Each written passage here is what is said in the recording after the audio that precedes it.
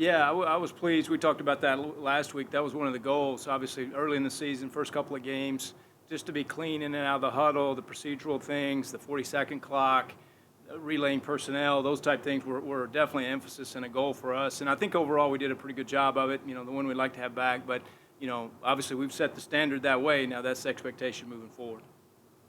And how did it function when you didn't have Dez and then moved Messiah over after Joy went down? And I know that you have Dez back, so that'll help. But just how did that all kind of work? Yeah, that's been a positive we've had and known throughout camp as far as those guys having flexibilities. Throughout camp they played played a little right tackle. He bumps to guard, and they played left tackle to right tackle. And there's been a little bit of musical chairs, but that paid dividends for us obviously with that injury. And those guys stepped up and did a nice job. So like you say, as the smoke settles a little bit and those positions kind of get established, hopefully that comfort level continues to grow. At each spot that those guys are at. Well, they're a veteran group. They have a lot of guys that have a lot of snaps under their belt. They've been there a lot of years.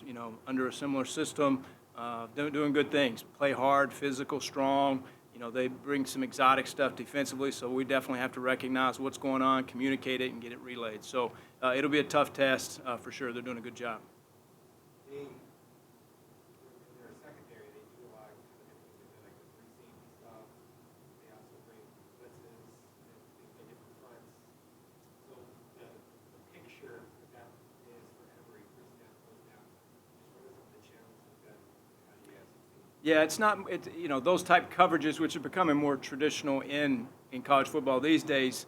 But at the end of the day, they're untraditional coverages, untraditional windows. Where's that extra guy going to be? Where is he fitting? Is he going to play high? So you have to really try to create those windows and the passing scheme and game planning to try to keep it as simple as you can to just put them in spots that he can through progression find them instead of necessarily recognizing coverages.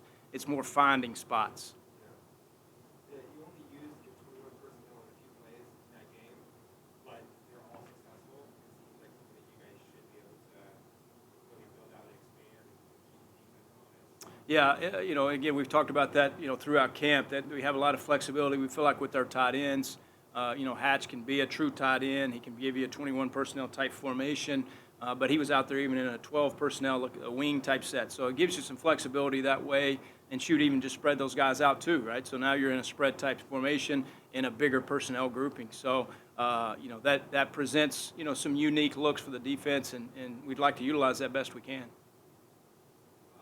Elijah Badger is, you have an athlete that you can just throw the ball to him, some screens and stuff like that. Like he might be that guy. He wasn't able last year to kind of be able to be out there on an every play basis, but he seemed to pretty sound and all that. So is there a possibility that you could even have an expanded role in these areas? Yeah, we'd love for him to. We'd love him to. I think we have a nice rotation right now that we can have a lot of guys coming through there, but he's definitely a guy we're looking to take advantage of his skill set because he brings some unique qualities to the field and able to show that a little bit last week and I think as his comfort level grows within the system, within the structure, within what we're trying to get done, I think that hopefully that'll continue to grow as well.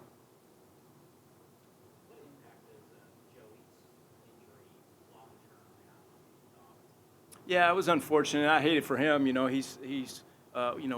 really came in and created a nice, a fingerprint early, in his stint here. So I hate it for him. I mean, he's a top-notch worker, competitor. He fit right in with that group. So I hate it for him. But it's cliche, but it's kind of next man up mentality, and we do have some depth there, which has been nice. So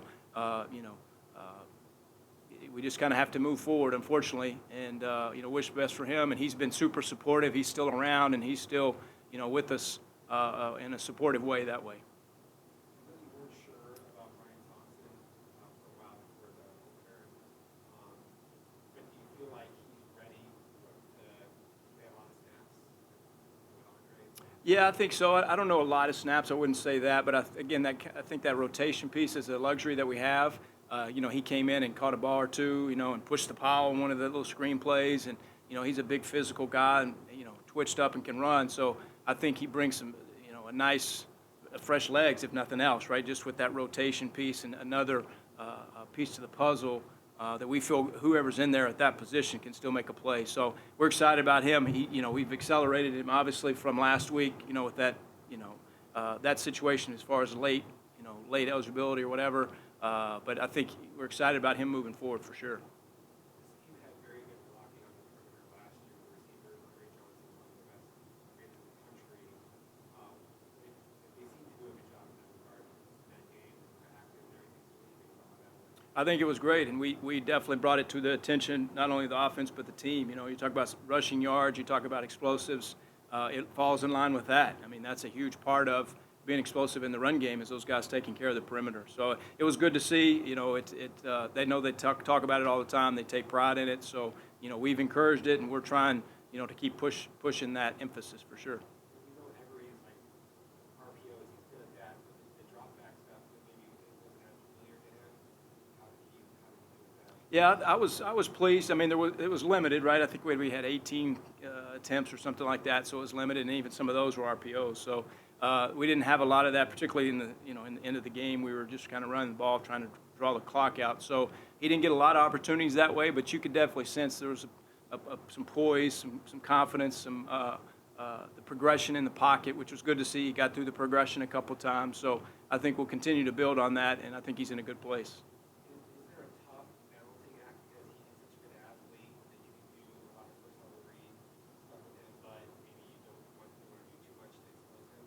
Yeah, I think so. I mean, he's there to be a quarterback. He's not there to be a running back. We want him to be a quarterback and work through the progressions. And he has the skill set to do some stuff off schedule, obviously. But our mentality going into each play primarily is for you to be a quarterback. You have a skill set to throw it. You have your arm talent to throw it. So let's work through it. And then if something happens off schedule, then you obviously have unique abilities that you can make plays for us.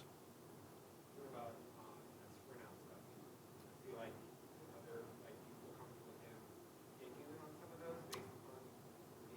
Yeah, I think there's a lot of benefits to that. Not only the run pass threat off the edge, but also just taking a little bit off the O-line, that they're not having just to stay in there, down in, down out, just to move the pocket, move the launch point. I think there's some advantage to that. And then particularly with you have an athletic quarterback, there is that threat on the perimeter. You see Oklahoma State last week put up 58 points as the opposing offensive coordinator. Is that exciting? Is there an added pressure knowing you may have to go shot for shot with them? They're going to put up big numbers and you need to match that from you. No, again, it kind of cliche, but I mean, we have to worry about what we have to worry about, right? We're trying to be efficient on each play. We talked about it even today in the quarterback room. It's just what is our purpose each particular play? We can't let one play slip by, then we're not doing our job, and to think we're going to get another play. We got to be efficient on each play, do what we can to win that play, and then move on. So I think really that's the approach we're trying to take, and then the rest will take care of itself long term. How do you assess how Daniel played on Thursday night and how he will look moving forward? Yeah, I'm pleased. I mean, overall, not just particularly in the game, I think he's done a great job. I think that they're him and X have been a nice complementary duo for us, and his role and impact will continue to grow as we move forward, for sure. Speaking about efficiency, obviously the third down conversions in the game is not a good number for you guys. Right. What about kind of trying to work through that and seeing that you do better than that? Yeah, I think you take that with a grain of salt a little bit. More than half the second half was, again, we were in a 4-minute mentality, run the ball, and there's probably 3 or 4 that you could probably throw out that way, right? So I think you kind of take that with a grain of salt. There was definitely a couple we would love to have back for sure. Whatever the case may be, we didn't convert. But I think, in those type games, you got to take it with a little bit of a grain of salt. But, it's definitely from a coach's perspective, you talk about it because that number is there, and we got to get better at it. Oklahoma State has the one freshman of the year last year, pass rusher. What do you think about kind of their talent? Well, and they have depth, and they do a good job of rotating them through. There's 3 or 4 guys that play the same position. So that's definitely, something we've talked about. They have a lot of guys that can come through and create some fresh legs. So that is an advantage they have for sure, just overall with their depth. So particularly that fella, he's a good player. He can rush it, obviously productive even as a young player, and is getting better and better. They have a lot of you guys in the secondary. So, like, when you're just watching one game, how much does that sort of help be able to kind of use a game Yeah, it's unique, and then a new coordinator on top of that, right? So now you're talking new personnel, you're talking new coaches. So there's some guesswork involved for sure. You know, at the end of the day, you probably fall back to what you do and what you guys feel comfortable with, and probably lean to that more than maybe the historical video that's out there.